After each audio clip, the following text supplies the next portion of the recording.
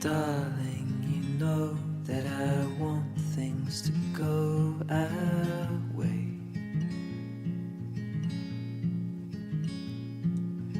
I'll try to reach you to lean every single day. I wanna be somebody that you wanna love. Don't wanna reach far, another wanna color your world. Merci d'être là. Merci beaucoup d'être à l'écoute.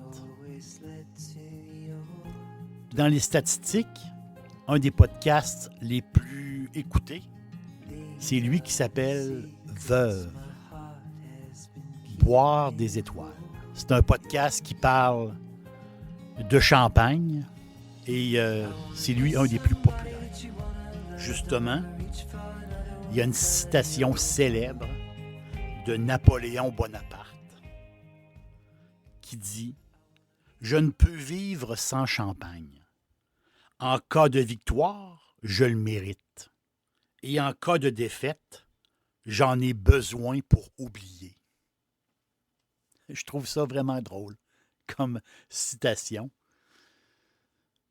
Si tout va bien, ben on débouche du champagne, on fait la fête. Et si ça va très mal, ben on débouche du champagne pour oublier, pour oublier les problèmes. Dans les archives de Moët et Chandon, la célèbre maison de Champagne, c'est incroyable. Eux autres, ils ont gardé tous les bons de commande depuis le début de la maison. Et ils ont retrouvé, justement, des commandes faites par Napoléon lui-même en 1801. Dans le temps, Napoléon était premier consul de Paris. Il avait 32 ans à l'époque. Joséphine aussi, sa première femme, a passé plusieurs commandes de champagne directement chez Moët et Chandon. Et on le su aussi qu'une très grande quantité de bouteilles avait été expédiée à Strasbourg quelques mois avant la bataille d'Austerlitz. Si vous êtes amateur d'histoire, c'est sûr que vous connaissez toute l'épopée, justement, de la grande bataille d'Austerlitz. Et justement, ces bouteilles-là ont tombé à point parce que ça a été une victoire écrasante en décembre 1805 de la France sur la coalition autrichienne-Russie. Autriche-Russie, ça constitue le chef-d'œuvre tactique de Napoléon, sa plus grande victoire. C'est ça qui a fait sa gloire. Et ça, c'est ça qui a fait la crainte, justement, des pays. La crainte de Napoléon, parce que c'était un grand stratège militaire. Je vous résume un petit peu qui est Napoléon Bonaparte. Il est né en Corse d'une famille aisée. Son père, c'était un propriétaire terrien. Son père avait de l'argent. À l'âge adulte, il débute une carrière politique, mais ça tombe mal, parce qu'en Corse, à l'époque, il y avait des révolutionnaires, il y avait des nationalistes corses, il y avait des royalistes. Donc, l'île était, on va le dire, il y avait beaucoup d'incertitudes sur l'île, et à un moment donné, une partie de la population se méfiait de Napoléon Bonaparte.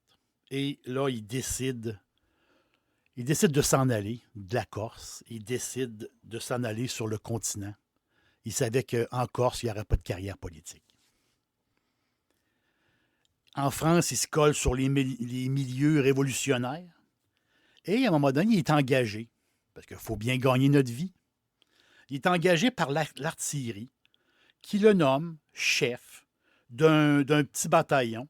Et justement, ce bataillon-là, à Toulon, ont eu du succès sur les Anglais qui avaient attaqué, justement, cette partie-là de la France. Il faut dire que l'Europe était... Il y avait beaucoup, beaucoup de tensions en Europe.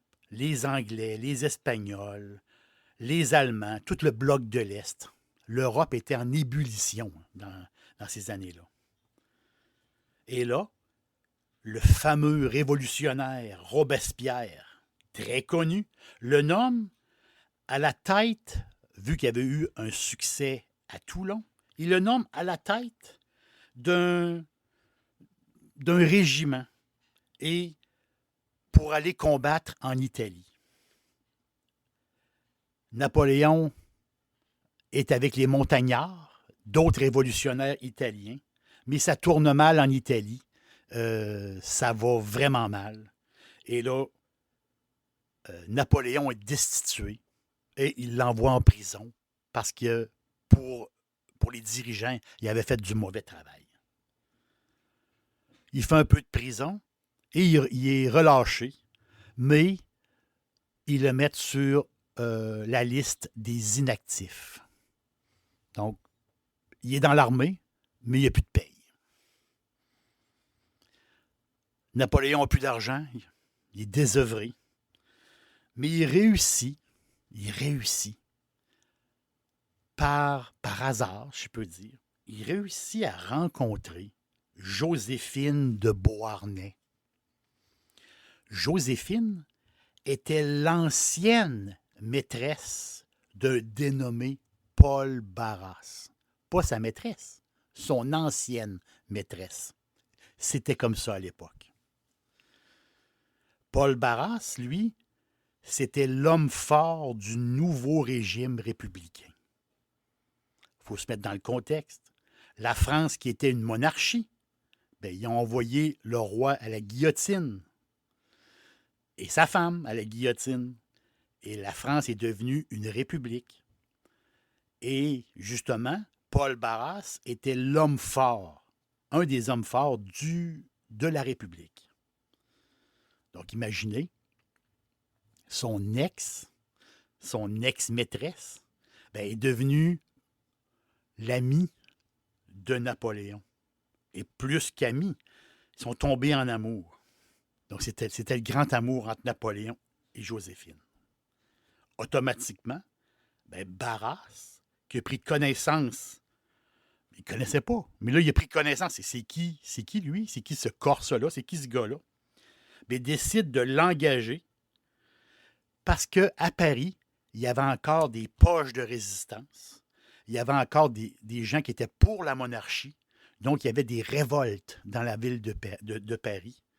Et Barras a engagé Napoléon pour éradiquer justement ces poches de révolte-là dans Paris.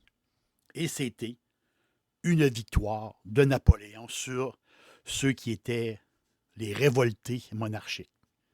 Donc, une très belle victoire. Et justement, Joséphine et Napoléon s'épousent. Et le mariage fait que Napoléon est maintenant commandant en chef de l'armée. Donc, il y a eu une promotion. En plus de se marier, il y a eu une promotion comme chef de l'armée. Et son ascension était incroyable dans l'armée. Et justement, il est allé jusqu'au bout. Il est allé jusqu'à s'auto-proclamer empereur. Plusieurs réformes ont été faites sous le régime de Napoléon. On parle de la création des banques, justement, le nouveau code civil. Il y avait un nouveau code aussi par rapport à l'architecture. En éducation est arrivé le niveau le bac en éducation. Donc, plusieurs réformes qui ont modernisé, je peux dire, la France. T'sais, Napoléon, il incarne la nouveauté, mais il incarne aussi le pouvoir absolu.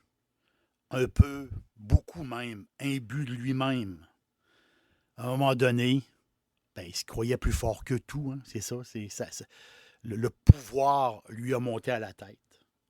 Et à un moment donné, ben, il divorce de Joséphine. Ils n'ont pas eu d'enfants ensemble. Et là, il va épouser l'archiduchesse de Habsbourg. Elle, cette fille-là, c'était la fille de l'empereur d'Autriche. Mais c'était un mariage stratégique pour faire des alliances. C'était comme ça dans le temps. On fait des alliances. Un fils est né de ce couple-là, entre Bonaparte et l'archiduchesse. Un enfant est né, un garçon, qui a été proclamé roi de Rome. Vous voyez la totale? Vous voyez l'esprit de grandeur, justement, de Napoléon. C'était assez spectaculaire. Et on sait que Napoléon a eu beaucoup aussi de descendants, mais illégitimes. On ne sait pas la quantité exacte. On parle peut-être de 5, 6, 7 enfants illégitimes que Napoléon a eu avec le temps. Après plusieurs écarts de conduite, faut dire, c'est gouverner à cette époque-là, c'est pas facile. Parce que, comme je vous disais, l'Europe est en ébullition. Mais il faut gouverner. Puis la grande Europe est en mouvance. Et là, à un moment donné, pour beaucoup de tensions commerciales entre les pays, entre les coalitions, si je peux dire. Et à un moment donné, justement, il faut que la France, il faut envahir la Russie pour arrêter justement certaines tensions commerciales. Arrive en 1812 la grande campagne de Russie. Quand on y pense, on part à cheval avec des canons, on tire des canons, des hommes qui marchent de la France jusqu'à la Russie. C'est incroyable quand on pense à ça aujourd'hui. Et là-bas, sur le terrain de bataille, ben, arrive une grande défaite, une très, très grande défaite pour la France. 400 000 soldats sont morts. 400 000 soldats français sont morts. Et là, c'est l'affaiblissement de la France militaire. Ça a coûté très, très cher. Ça a coûté cher en argent, cher en vie. Ensuite, l'Espagne qui va s'allier à l'Angleterre. Ensuite, beaucoup justement, de parcelles de terrain en France qui sont envahies par d'autres coalitions, si je peux dire. Plein de mauvaises décisions stratégiques de Napoléon. Et là, le Sénat décide de destituer l'empereur. Pensez à ça. On passe au vote. Le pouvoir absolu, non. Le Sénat décide de le destituer. Et là, il a abdiqué.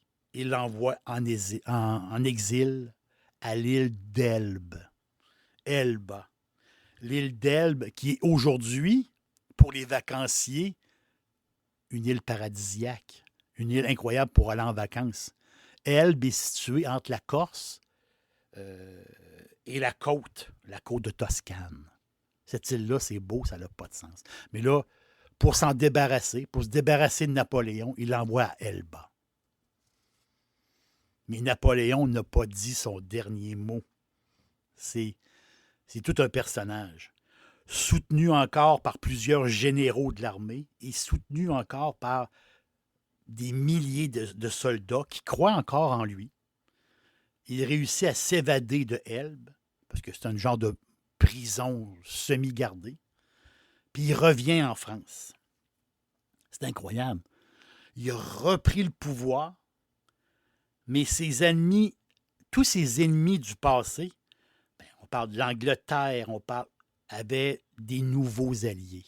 La géopolitique avait changé.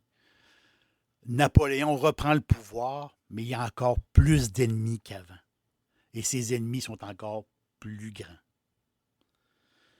L'ultime bataille, justement, les charges de cavalerie incroyables, une bataille complètement folle.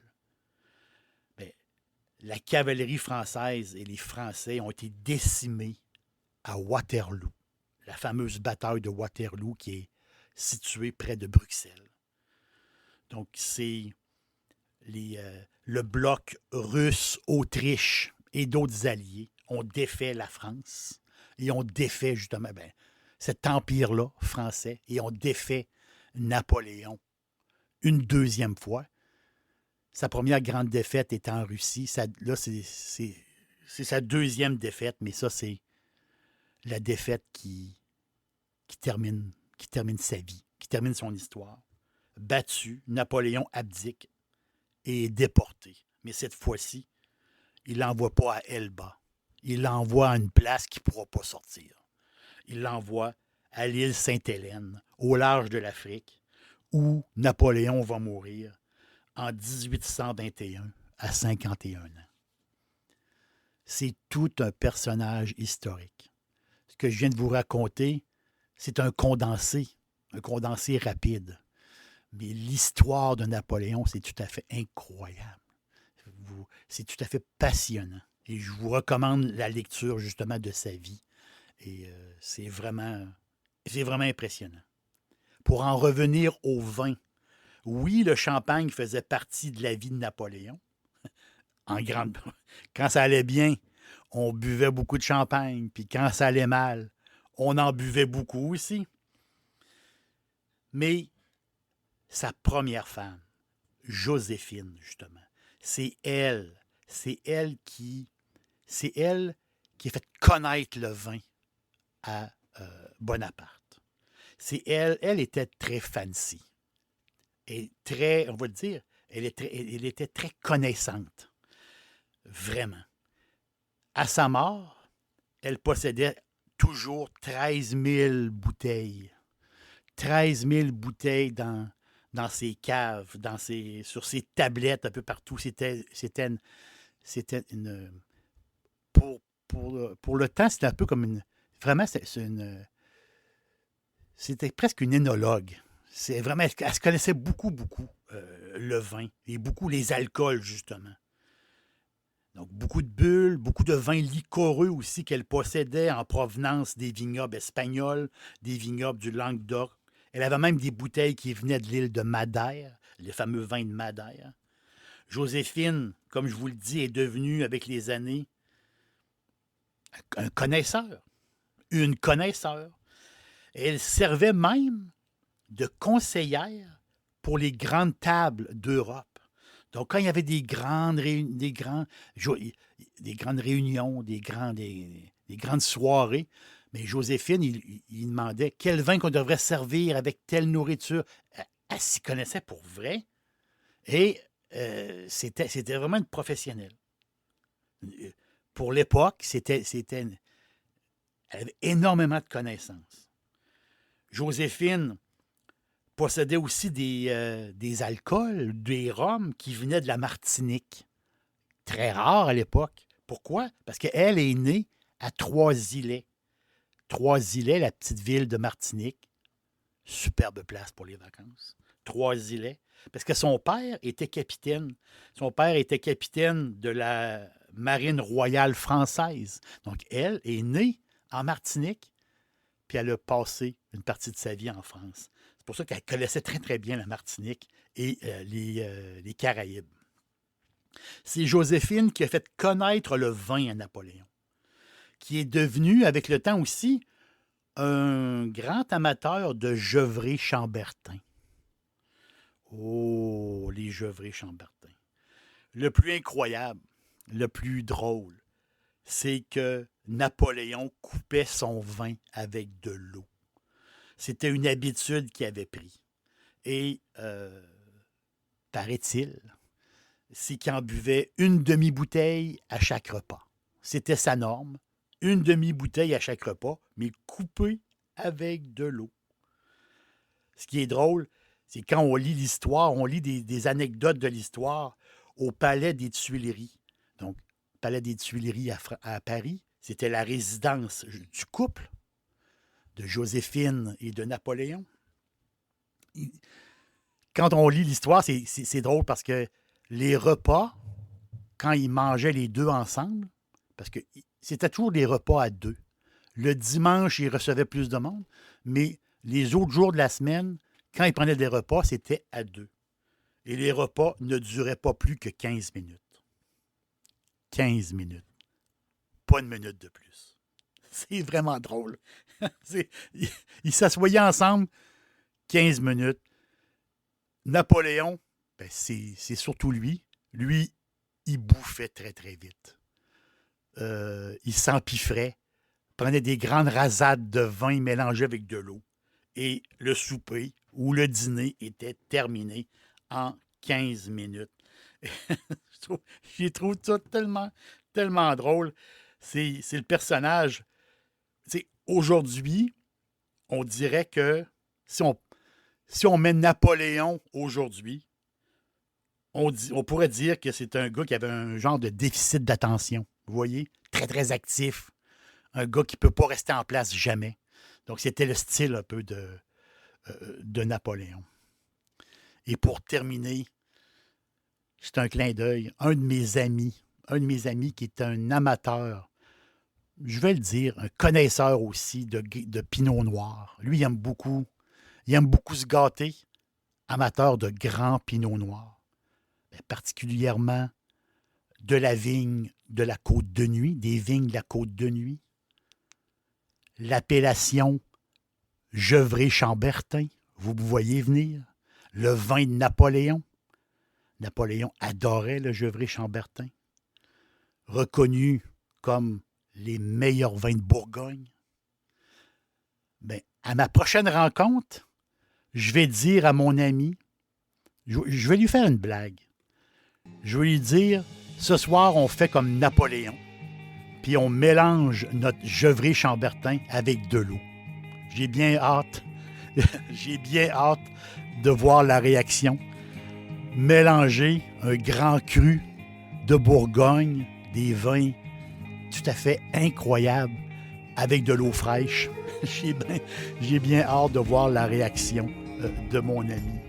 Et c'est sur cette anecdote-là historique. L'aubergiste vous dit encore merci d'être de passage et on se revoit bientôt.